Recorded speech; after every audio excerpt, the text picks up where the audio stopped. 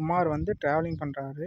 இப்போ ஸ்பீடு வந்து 10 km/h, 20 km/h, 30 km/hன்னு speed வந்து இதாகுது. அப்போ ஹோல் ஜெர்னியோட ஆவரேஜ் என்னென்னு பார்க்கலாமா? இப்போ ஹோல் ஜெர்னியோட ஆவரேஜ் வேணும்னா ஸோ மொத்த கிலோமீட்டருடைய எத்தனை 3 இருக்குது. அப்போ 3 × 10 × 20 × 30 இதை வந்து நம்ம மல்டிப்ளை பண்ணிக்கிறோம்.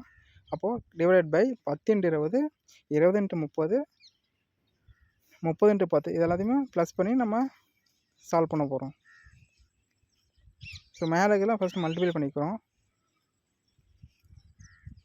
So 12,000 divided by 200 + 600 + 300.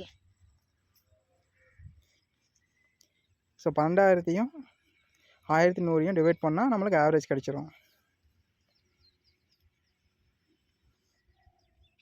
So 10.9 km/h தான் அதோட ஆவரேஜ்.